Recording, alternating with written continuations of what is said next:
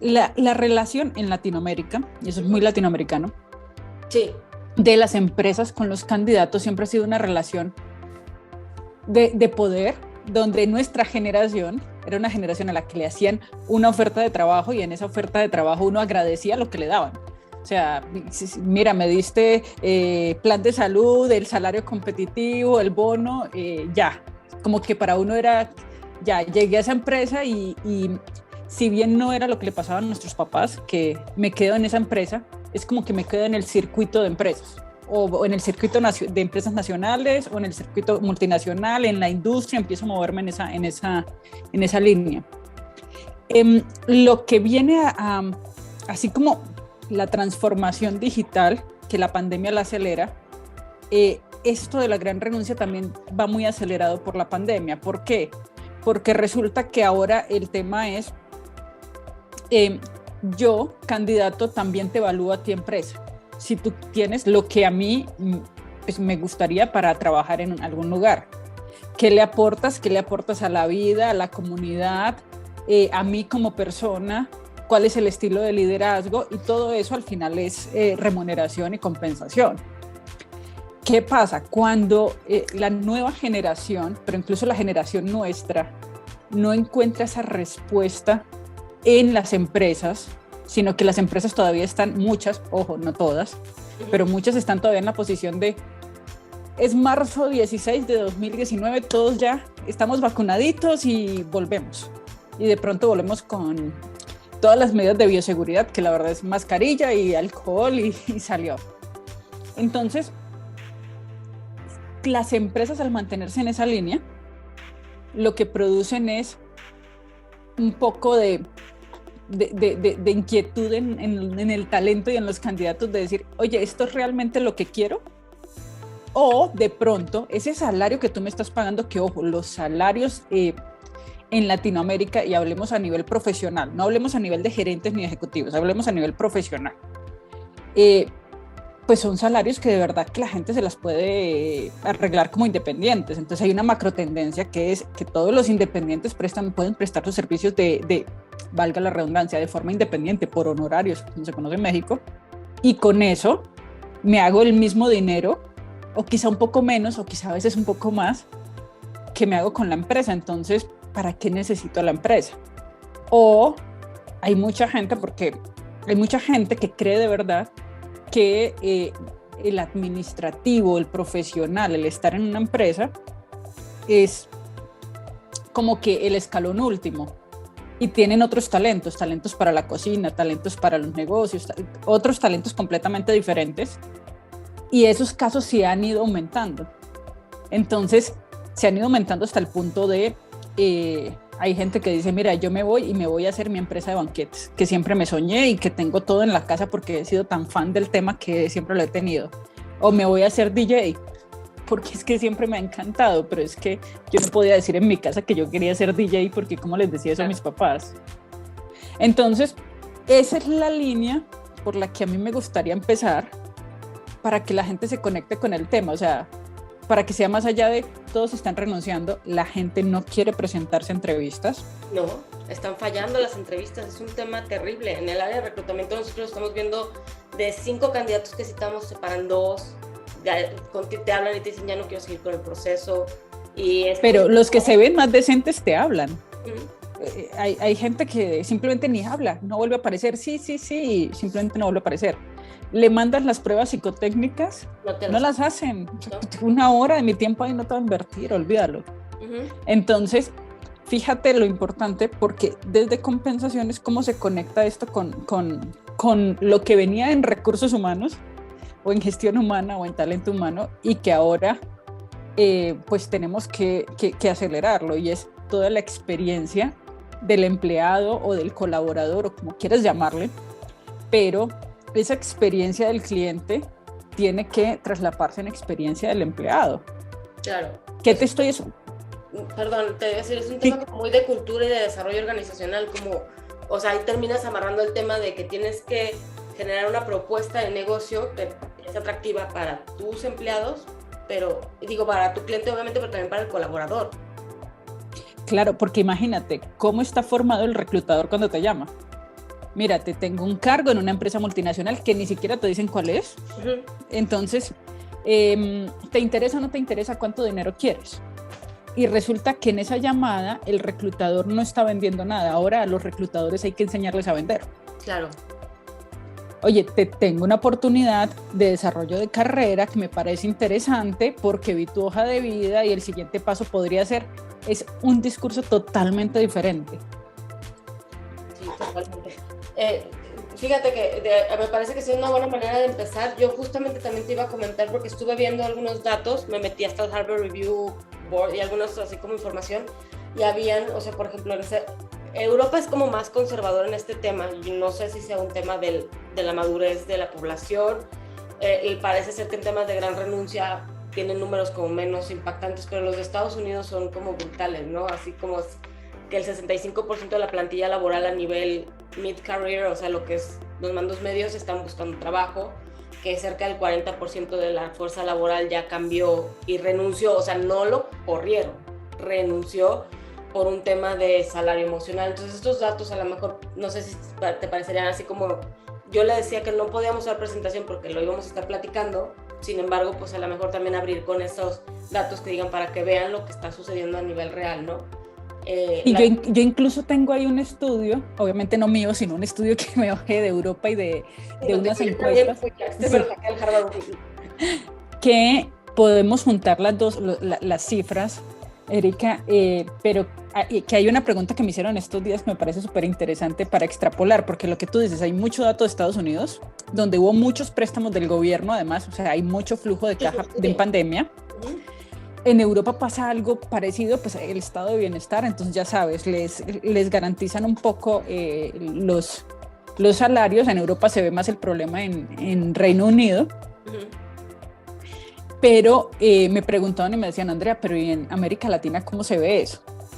Entonces hay unos números súper interesantes porque si bien en América Latina la gente no puede dejar su trabajo simplemente irse a otro, porque muchos dependen de ese ingreso de ellos y su familia. No hay subsidio y no hay ahorro, entonces no lo tenemos. Entonces, ¿qué pasa? La gente no es que esté renunciando, pero está esperando el momento adecuado para renunciar.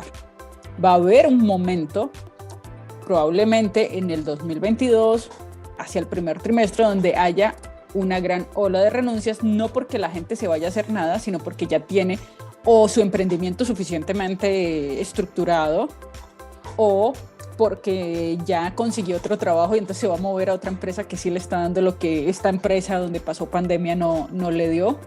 Entonces esos movimientos, ese gran movimiento es una expectativa en Latinoamérica, pero hay otro factor que es súper interesante para hablar y es, como en Estados Unidos están todos estos puestos básicos, no solamente vacantes, sino que están subiendo de salario.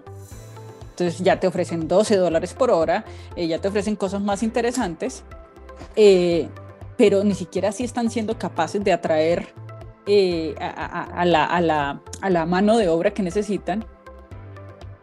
Hay muchos latinos dispuestos que ya no son el latino que no estaba preparado académicamente, sino que dice, mira, yo trabajando allá en un trabajo estándar, en un trabajo más bajito, con menos responsabilidad que la que tengo acá, me puedo hacer, gasto en dólares, pero me puedo hacer también un salario respetable en dólares, puedo mandar dinero para mi familia en Latinoamérica, porque no olvidemos que los latinoamericanos tenemos la forma de vivir, son por redes familiares. Claro, y cuidamos a todos y tenemos que ver por todos.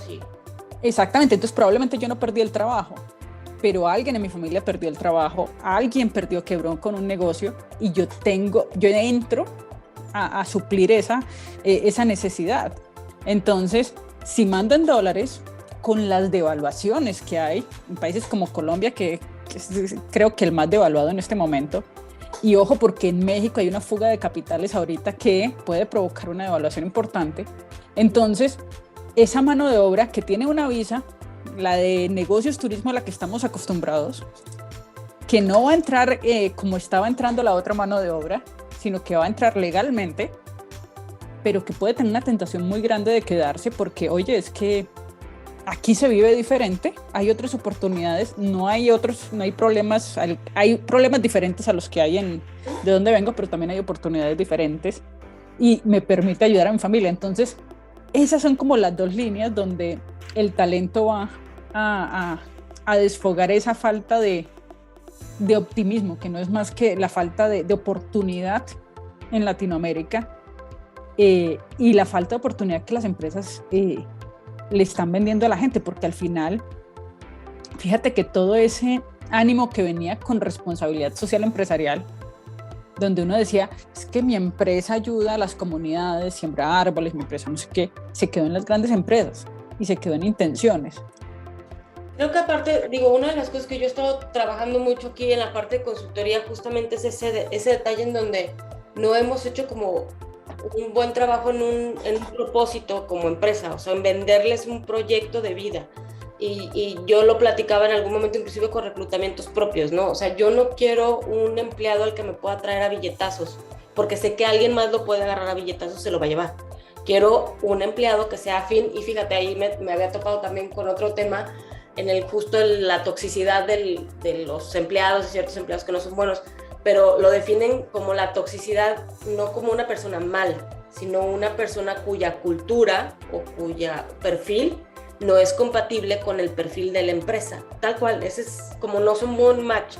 Entonces realmente dicen, bueno, tendremos que buscar candidatos que estén más movidos por esa parte del propósito, pero tú también como empresa construir esa parte del salario emocional.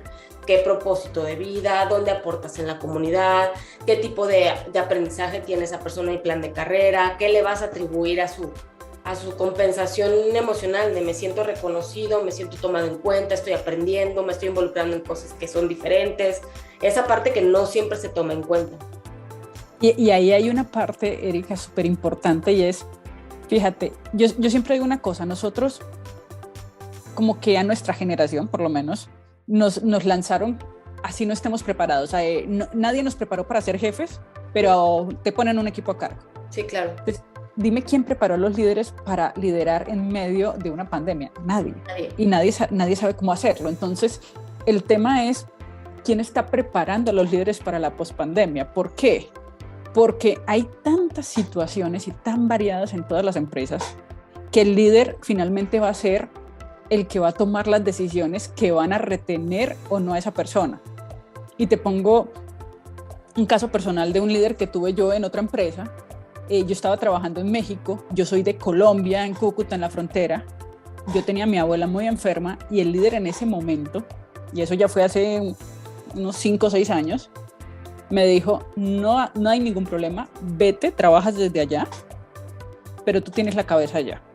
Y eso me permitía a mí levantarme tempranísimo, quedarme un poquito hasta tarde, cumplir con las cosas, pero poder irme a un tiempo que era indefinido, porque es que estas cosas son indefinidas, y poder balancear mi vida con lo que era importante en ese momento. Eso te da retención. Claro. Pero esa es una decisión que toma el líder. O sea, tú no puedes subir con recursos humanos o con el CEO o con el presidente con cada situación personal a ver cómo es que puede trabajar o no la persona. Entonces, las organizaciones tienen que pensar en cómo van a habilitar a los líderes para tomar esas decisiones de la forma más adecuada y más correcta. Y es que aparte no es el mismo set de habilidades. Yo creo que, como en este tema de nuestra generación, creo que se promovía a líderes, personas que técnicamente eran muy buenas, ¿sabes? O sea, el líder comercial era la persona que vendía muy bien, el líder de operaciones era la persona que tenía muy bien controlado, no sé, el proceso o la cadena de suministro, etcétera. O sea, técnicamente son muy buenos, pero el soft skill, la parte de la resiliencia y esta parte de poder gestionar la inteligencia emocional y el conflicto, y eso ya no está tan fácil de detectar ni tampoco de promover. Creo que es más fácil de desarrollar la parte técnica y no tenemos el radar para ese tipo. Justo lo platicaba yo en estos días también en una como plática con un cliente, que le decía yo, es que seamos conscientes, a nosotros nos enseñaron a cállese, no llore, el que llora pierde, el que se enoja pierde, y no tenemos competencias ni habilidades para gestionar el conflicto. O sea, nos cuesta mucho trabajo como líderes. Exactamente, y aparte, mira que en la pospandemia viene un set de cosas que no sabemos manejar. El tema psicológico, hay un montón de gente deprimida, ansiosa, digamos que los que más suerte tienen se están tratando con psicólogos, psiquiatras, están tomando algún tipo de tratamiento, pero hay muchos que no, están tratando de solucionarlo como pueden, dime cómo un líder puede gestionar eso. Eso finalmente se va a reflejar. Hay temas también de, oye, ¿cómo te ayudo a gestionar lo que tienes en la casa? ¿Por qué? Porque cambiaron las formas de vivir. Entonces, bueno, mi casa es tan grande o no es tan grande para que yo pueda quedarme en la casa, porque hay empresas que también dijeron, no, ¿sabes qué? Así como las que dijeron, nos devolvemos todos, ya no hay oficina. Y les pareció maravilloso, pero oye, si es maravilloso para todo el mundo, o sea, todo el mundo quiere estar en su casa. Hay gente que vive sola y ha vivido sola estos año y medio, estos 2 años. No, y que no se gestiona ni siquiera, o sea, digo, siendo honestos, hay puestos que no pueden gestionarse ni supervisarse a sí mismos, necesitan el acompañamiento de una guía. Y eso, obviamente, yo mucho se los digo, es que con el estilo de liderazgo que luego somos poco concretos, no tenemos indicadores, no tenemos metas claras, o sea, la gente dice, bueno, pues, ¿qué es lo que le doy prioridad primero? O al A o al B, o qué tarea hago primero. Si no tienen el criterio, no los has acompañado, ¿cómo haces ese tipo de independencia ya desde una casa y ahí llévate como puedas? Y es un punto que, mira, que yo he hablado con varios de mis clientes este año. ¿Qué pasa? Se perdió quién hace la parte estratégica, quién hace la parte táctica y quién hace la parte operativa. Entonces, todos hacen lo que mejor pueden. Yo ahí sí confío totalmente en la gente. Cada quien hace lo que mejor puede con el set de herramientas que tiene disponible. Entonces, ¿qué pasa? Si yo siento que no hay una estrategia, así sea yo operativo, ¿qué voy a hacer? Mi mejor intento para definir una estrategia, un plan táctico y operativo, pero no va a funcionar porque así no funciona. Entonces, claramente le tenemos que decir a las personas qué estoy esperando de ti. Estoy esperando un plan táctico que sean las acciones necesarias para llegar a este objetivo estratégico. Y de ahí para abajo, mira, el plan táctico tiene servicio al cliente, y en el servicio al cliente estamos esperando que los clientes nos reporten un servicio, una satisfacción de servicio del 90 y tantos %, lo que tú dices, indicadores claros, que va a significar que facturamos a tiempo, que enviamos a tiempo, que la recepción fue la adecuada, hablando pues general de un proceso general pues que puede ser de servicio o de envío de algún tema o de algún producto. Entonces tenemos que ser lo suficientemente claros, porque cada quien tiene un imaginario de lo que me están pidiendo. Y de nuevo, dentro de ese set de cosas que vienen, cuando tú empiezas a hacerle doble clic a lo que está pasando, entonces tienes a las mujeres muy recargadas de trabajo, porque cayó un montón de cosas. Ya en esa carga que teníamos, cayeron más cosas. Pero además tienes un tema de aumento de bruxismo, de problemas dentales. ¿Cuántas empresas tienen plan dental? ¿Cuántas? Se están vendiendo, yo creo que giro ganador, ¿eh? O sea, sí. Si alguien fundó una empresa de guardas dentales en esta pandemia, está ganando dinero. Hay descalcificaciones, hay problemas dentales por estrés grandes. Ojo, los problemas del tracto urinario en mujeres aumentaron por estar tanto tiempo sentados. Entonces, ¿cómo estoy activando a la gente? ¿Cómo le estoy ayudando a la gente a que pueda tramitar eso, o que pueda ser lo más productivo posible? Porque es que lo que yo tengo que hacer como empresa y como líder es decir, te contraté, tu talento, te estoy pagando por el servicio, por tu talento tanto, pero ¿para qué compré ese talento? Lo compré para esto y esto. Y ahí yo les digo mucho a las empresas, o sea, cuando tú haces una inversión en talento, la verdad es que debes manejarlo igual que una máquina, no por la frialdad, sino por la definición de proceso, porque muchas veces te contratan, te sientan frente al computador y ¿qué tengo que hacer? Decime claro. ¿Qué estás esperando? Entonces, claro, vos atendés mails, empiezas como a descifrar la compañía. Quiero que hagas algo de logística o quieras algo que hagas de marketing, y ahí lo avientas al ruedo y usa tu experiencia y empiezas a hacer algo. Y empiezas a descifrarlo. Tú eso no lo haces con una máquina, a eso me refiero cuando yo digo hay que tratarlo como una máquina. Tú con una máquina dices, quiero que produzca tanto, eres súper claro. Así deberíamos ser con el talento. Mira, aquí esta es la estrategia y queremos que tú hagas esto. Te trajimos para lograr esto. Yo concuerdo muchísimo contigo, fíjate, ahí es uno de los grandes temas que peleo mucho con los clientes, en el tipo de retroalimentación que damos como líderes, en el tipo de inclusive contratación que se hace desde el inicio, cuando le dices los objetivos o los indicadores de su puesto, qué es lo que estás esperando a la hora de la contratación.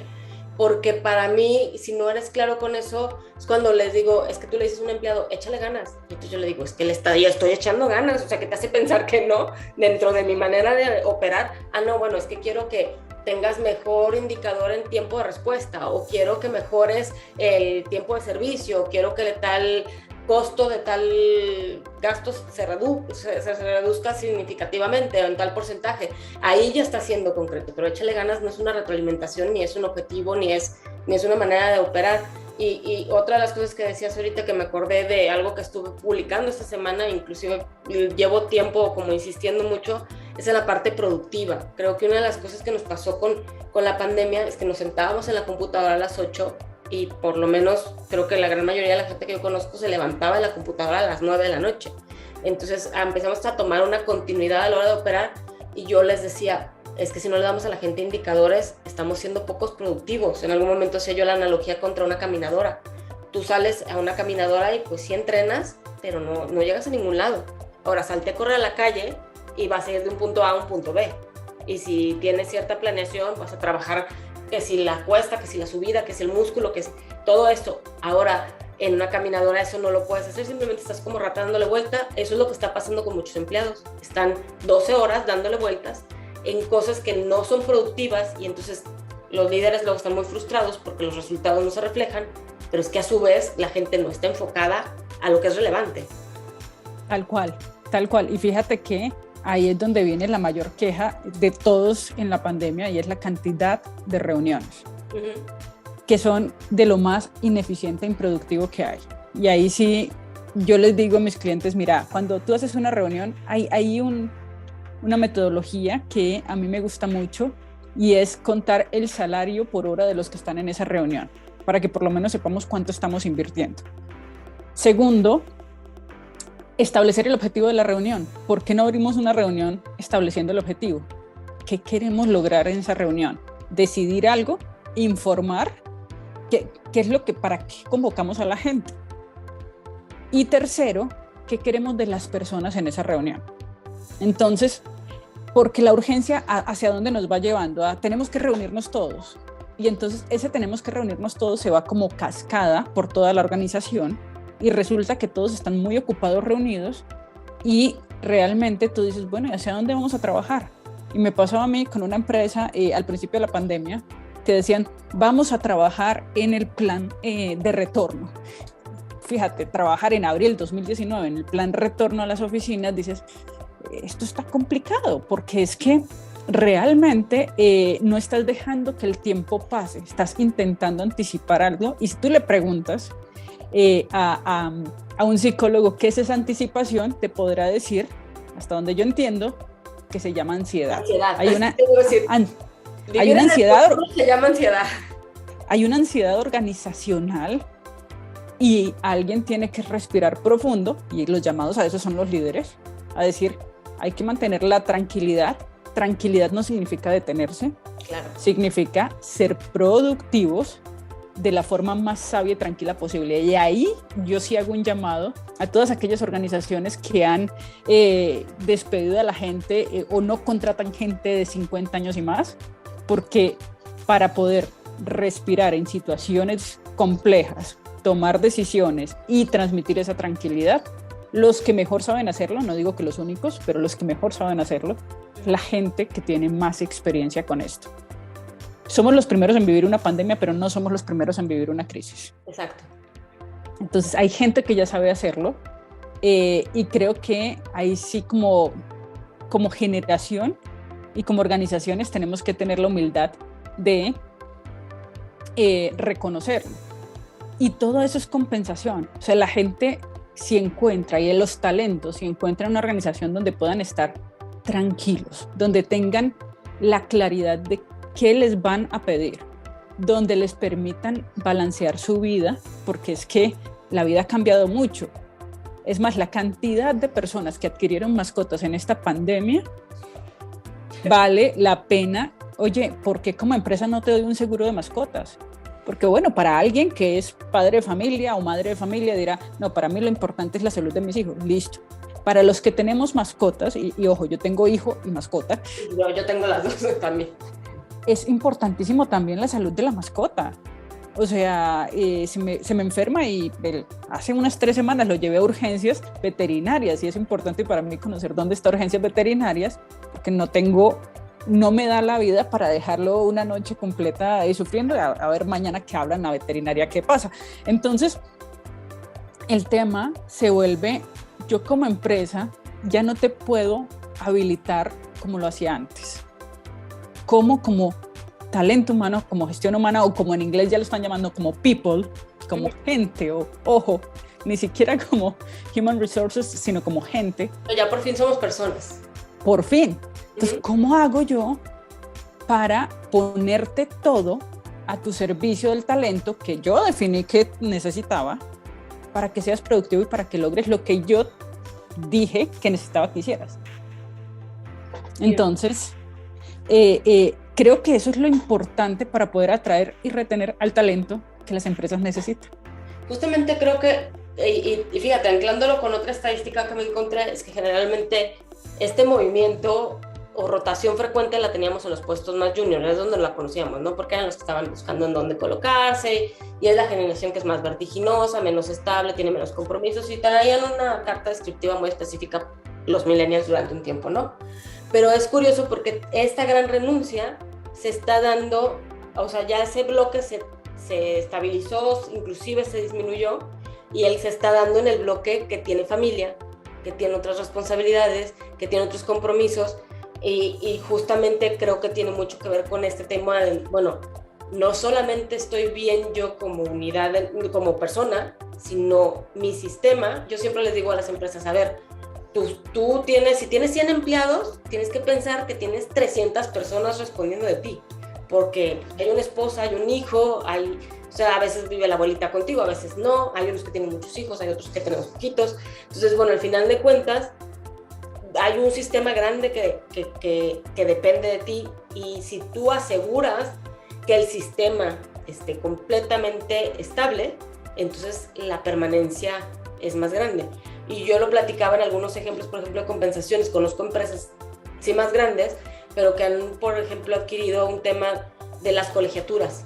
En enero, el empleado que tuvo mejor evaluación durante todo el año, le pagan las colegiaturas o la inscripción de sus hijos. Imagínate, o sea, para una persona que aparte de todo la cuesta de enero ya sabes es caótica y etcétera, que alguien te diga, yo te pago la inscripción de tus hijos, porque aparte es deducible, tiene un montón de cosas que la empresa puede absorber. Creo que es una gran prestación, y les decía yo a estas personas, ¿sabes qué genera eso? Que la esposa es la primera en decir, ni se te ocurra buscar tu trabajo. O sea, ni se te ocurra, porque yo ya sé que mientras le eches ganas, o ese día que te tienes que desvelar porque la evaluación va a salir mejor y entonces eres candidato a esta prestación.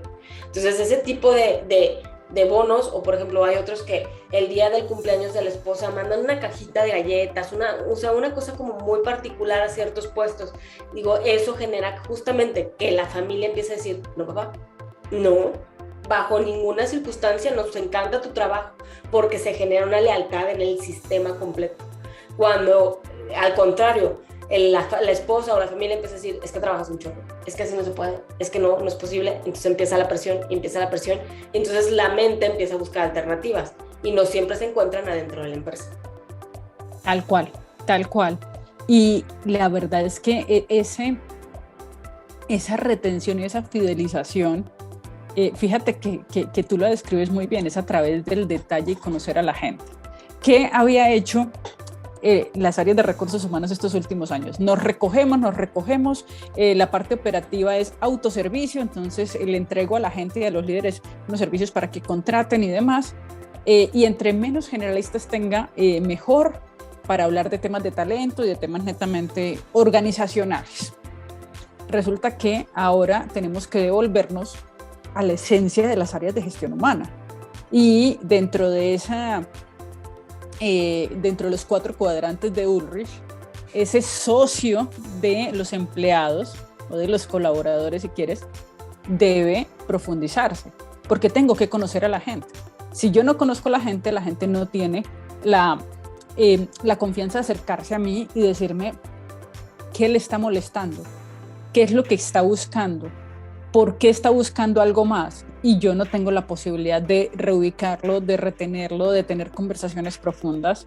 Entonces, ojo, porque sí, vamos a necesitar más personas para atender a toda la gente y poder retenerlos. Y yo aquí les digo mucho a mis clientes, ojo que esto es cuestión, yo soy de formación de finanzas. Entonces, para mí el tema es una cuestión de inversión en capital humano.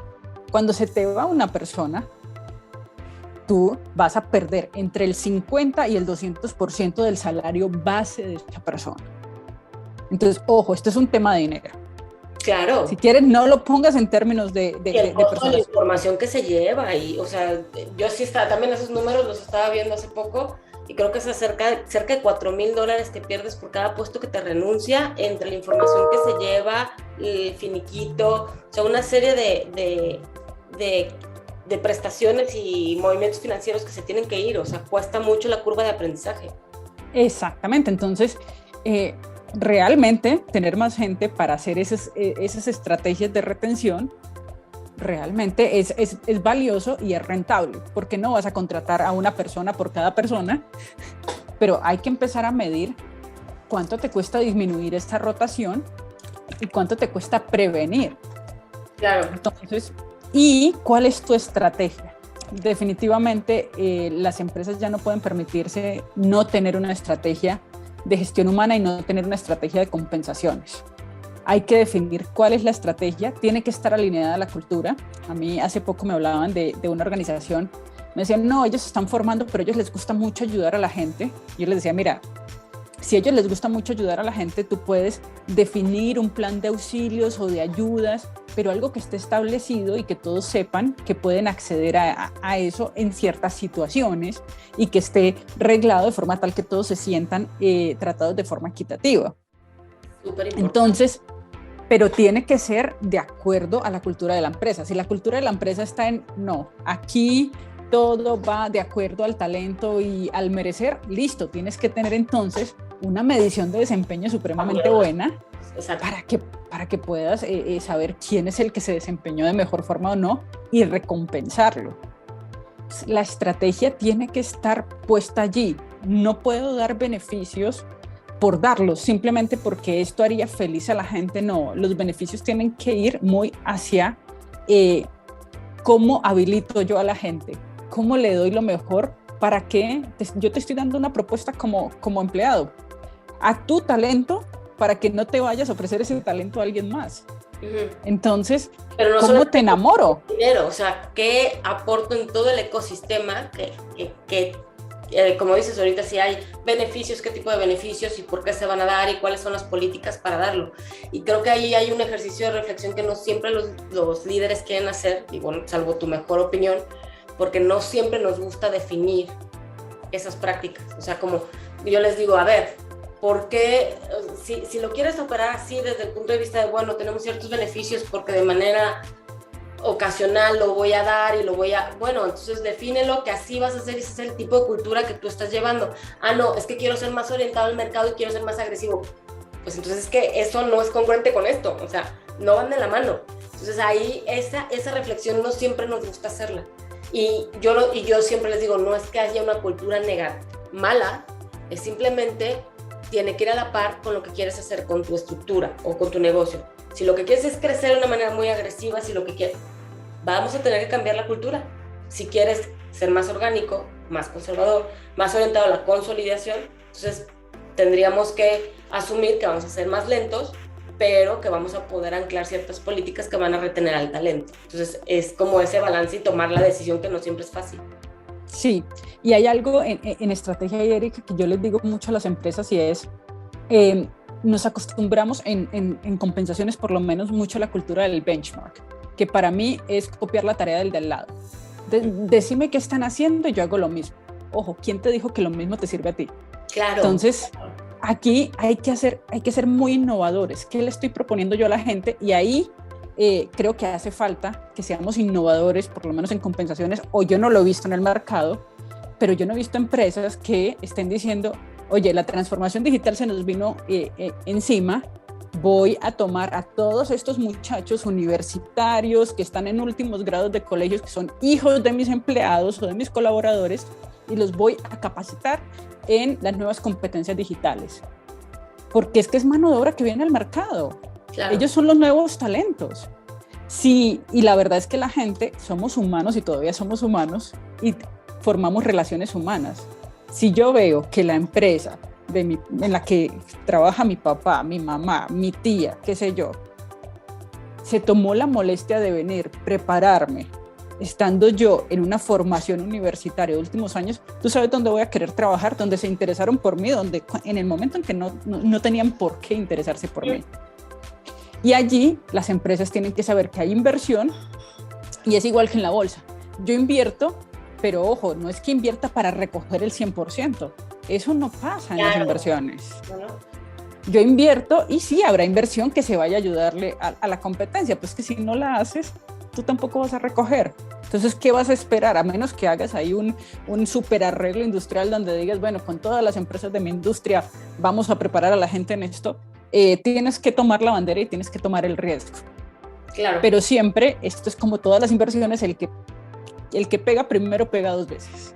Sí, entonces sí. Creo que ahí hay que ser más agresivos, más innovadores y lo que tú dices, tocar a la red de los colaboradores y de los empleados para que definitivamente quieran trabajar en la empresa y se enamoren. Las empresas están descuidando ese enamoramiento que tenían nuestros papás de la empresa en la que trabajaban y esta pandemia no ha ayudado a sacar, seamos realistas, la mejor faceta de las empresas ni del liderazgo. No, yo creo que nos evidenció muchísimo las brechas que teníamos en tema de liderazgo y de gestión y de control, inclusive. O sea, creo que dejó muy a la vista los problemas que traíamos en tramos de control, en la carga de trabajo, empezó a evidenciar muchas cosas. Fíjate que, o sea, creo que tenemos muchísimo material para platicar. Creo que puedo con esto hacer como una pauta, una guía de cómo llevarlo para que la tengamos a la mano las dos, pero creo que si vamos sobre esta misma conversación, a mí la única parte que me gustaría y obviamente seguramente más cosas se nos van a ocurrir en el momento y que pueda haber preguntas y respuestas, pero una de las cosas que a mí me gustaría es que a la hora de cerrar, tomé aquí nota de una palabra que dijiste hace rato, me gustó mucho la manera como desglosaste la estrategia, el plan táctico, y ¿cuál fue la otra etapa que dijiste? El operativo, el estratégico, táctico operativo. A mí me gustaría que pudiéramos cerrar con un plan táctico. ¿Cuáles son acciones que les podríamos recomendar a estas personas o a estos líderes? Porque estamos... Si bien a mí me preguntan, ¿es para recursos humanos? Dije sí, pero no, porque resulta que en Latinoamérica muchos pymes pues tienen al administrador gestionando a la gente y entonces nada más pagan nóminas. Al de finanzas, sí. O hasta el pobre Cristiano que es la secretaria y bueno, también se asegura que suben la nómina y pagan el impuesto y tal. Entonces yo les dije, todas las personas que tengan equipo de trabajo pueden ganar aquí información de cómo gestionar a sus equipos. ¿Cuáles serían, o sea, qué podríamos resumir de plan táctico? Que les digamos, estos son los primeros pasos que tendrán que ustedes buscar en sus equipos o con sus líderes o con sus jefes de reflexionar y llevarse de aquí. Mira, yo creo que el plan debería irse a, uno, definir cuál es mi plan de compensaciones. No necesariamente el salario, más allá del salario. No. ¿Cómo enamoro? ¿Qué le estoy proponiendo yo a la gente, al talento para que se venga a trabajar conmigo? ¿En qué me diferencio? Así como piensan los clientes, ¿en qué le ofrezco a mi cliente para que me compre? La pregunta para mí ahora es, ¿qué le ofrezco a mi talento para que venga a trabajar conmigo y se quede acá? 2, preparación para los líderes, y ahí mi recomendación es, hay mucho material de Brené Brown en redes sociales, encuentran en YouTube, en Netflix, encuentran en diferentes plataformas material y hay libros de ella. Hay un tema que ella aborda muy bien y ella dice, miren, para tener conversaciones difíciles, que son las que los líderes van a tener que tener en esta pospandemia, hay que mostrarse vulnerable. Las organizaciones necesitan mostrarse vulnerable. Entonces, ahí me parece que Brené Brown es, digamos que el lineamiento para los líderes en este momento. Digo, no te quería interrumpir, pero es que me llamó mucho la atención. Te digo que recientemente he estado, a mí yo soy como de leer igual así en las redes, y uno de los rasgos que tendrías que buscar en un líder y en un colaborador, y no nombraba sino pues que si habilidades digitales, o sea, hacer estadísticas. Y una me llamó muchísimo la atención, era la vulnerabilidad, porque solamente una persona que fuera vulnerable era capaz, y de hecho tengo aquí la nota, fíjate, poner uno, la organización primero antes que él, y segundo, hacerse responsable de sus aciertos y de sus fallas. Y entonces era así como requisito, si tenía un ego alto, si tenía un ego inflado, si no te exponía a su vida personal, lo sacaras del filtro porque no era una persona adecuada o que fuera a ser un buen match como líder. Tenía que ser una persona que estuviera dispuesta a ser vulnerable. Tal cual, tal cual. Entonces el liderazgo necesita ser vulnerable y no lo conocemos así. No. Lo conocemos vulnerable. Sí, exacto, duro y perfecto, además. No te equivoco jamás. Sí, perdón, sigue. No. La tercera recomendación, equipos diversos e inclusivos. Ojo, hablamos mucho de diversidad e inclusión, pero nos da miedo lo diferente. Y es natural que nos dé miedo, no estamos acostumbrados. Pero si las empresas no se arrojan literalmente a la diversidad y a la inclusión, atrévanse a contratar al que nunca contratarían. En la oficina de abogados, por favor, contraten al que tiene tatuajes, al que se viste diferente. ¿Por qué? Porque es tan importante, porque va a traer un punto de vista diferente y eso va a servir para crear soluciones diferentes, que es lo que se va a necesitar para momentos de cambio y de agilidad. Entonces, diversidad e inclusión sería mi tercera recomendación, tal cual. La cuarta recomendación, así como se hace un plan de sucesión, de promoción, de identificación de talento, también identifiquen el talento que ya se viene cansando y que va a salir. No porque queramos que salga, son buenos, pero necesitan refrescarse, necesitan irse y dejemos siempre la puerta abierta para que vuelvan. Identificar el talento que ya se está aburriendo, que ya está diciendo quiero esquina, quiero un cambio, nos va a permitir también hacer un plan en el que ese talento vaya dejando la información y no insistir obstinadamente en que se tiene que quedar a todo costo porque no se van a quedar.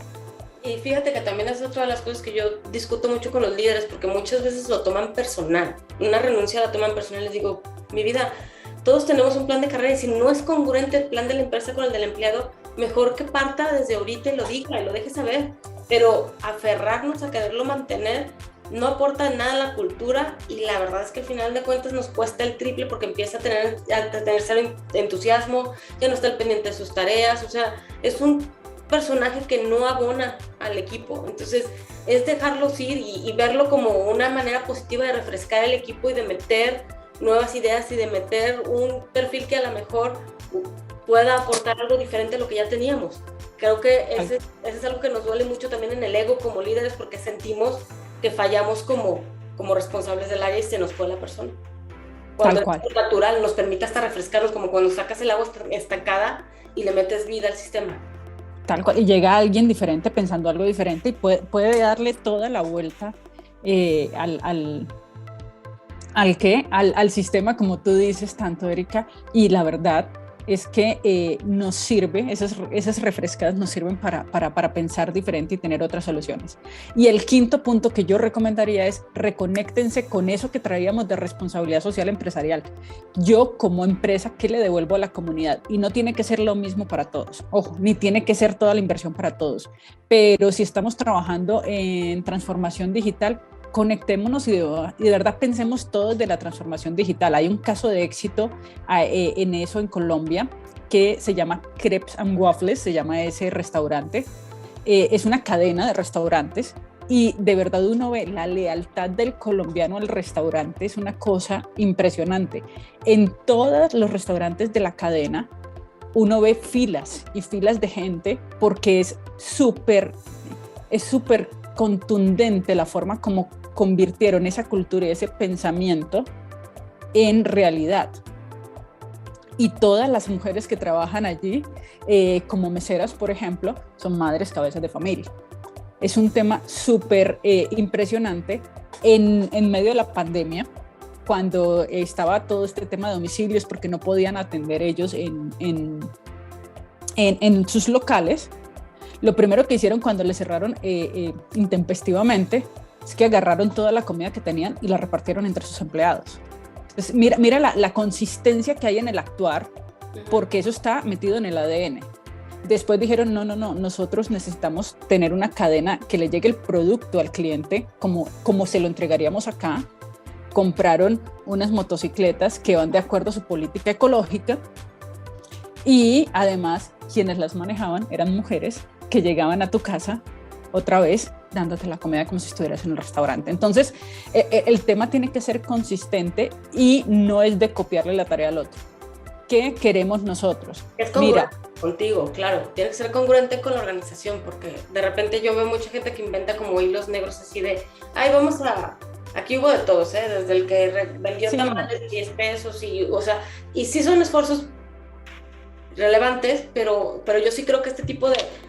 Justamente este tema de la responsabilidad social, más allá del sellito, ya sabes, o sea, yo soy firme creyente que hasta que nosotros, y pasa mucho en Latinoamérica, hasta que nosotros como latinoamericanos pongamos negocios o emprendamos pensando en lo que hacemos en la comunidad y no nada más con el tema individual, hasta entonces vamos a empezar a destacar. O sea, justamente lo que platicábamos, el propósito de este tipo de eventos y lo que queremos lanzar y hacer como pauta es qué podemos darle a la gente que a lo mejor no lo tiene a la mano. Entonces, estos chispazos de información, accesar a ciertos tipos de autores, el que puedas tener referencias prácticas, o sea, yo te educo, yo te capacito. Yo le decía algún día a alguna empresa, es que si tú generaras talleres así, o sea, literal, gratuitos para generar oficios que necesites en tu empresa, tendrías la curva de aprendizaje antes y deduces. Y la gente es feliz porque dice, mira, me dieron esto y te lo voy a devolver. De verdad, la gente es feliz. En Latinoamérica, por lo menos, la cultura es, te voy a ayudar y te voy a devolver. Pero la desconfianza, ¿qué nos hace? Yo no voy a invertir porque lo va a disfrutar otro. No, espérate, de aquí disfrutamos todos. Sí, claro. Y entre más invirtamos, todos lo disfrutamos. Mira, de hecho, desde el negocio no, es que esto es un negocio industrial. Listo, habilita a los jóvenes que no tienen acceso a carreras universitarias para que sean especialistas en mecánica. Y si tú los habilitas para que aprendan básico, Excel, para que puedan tener un puesto más altico, esto en operación te hace una diferencia en salario. Saber Excel o saber manejar un sistema y leer un sistema o no. Y es algo de verdad que es sencillo de hacer. Entonces, de verdad, nos tenemos que conectar como organización con lo que hacemos y por qué empezamos a hacer esto. Y eso de verdad que trae unos frutos impresionantes y uno ve a las organizaciones creciendo y creciendo y creciendo porque actúan congruentemente con lo que los ingleses llaman mente, corazón y manos. Pensar, sentir y hacer. Y hacer, tal cual. No, buenísimo. De verdad que ojalá, creo que ahora sí que por mi parte ahorita es todo. Creo que tenemos suficiente para preparar la guía con esto. Nos salga igual o mejor ese día. Tal cual, no. La verdad es que me quito el sombrero, Andrea. Un millón de gracias. Qué bonita coincidencia haberte encontrado, porque creo que hay mucho para dar y repartir y ojalá que el próximo año nos toque ya conocernos personalmente. Te digo que por ahí traemos el proyecto en Colombia y ojalá se nos cuaje y por ahí estar visitándote, porque creo que tenemos mucho que compartir y mucho que hacer. La verdad es que me quito el sombrero. Muchísimas gracias. No, muchísimas gracias a ti por la invitación. Me parece súper interesante. Y tenemos que hacer otro espacio porque sí, yo también tengo 1000 preguntas, no hemos podido hablar bien pues por andar corriendo y yo creo que y el otro espacio lo tenemos que hacer como de cafecito sí. Y que tú me platiques lo que haces y yo te platico lo que hacemos y podemos buscar muchos puntos de congruencia.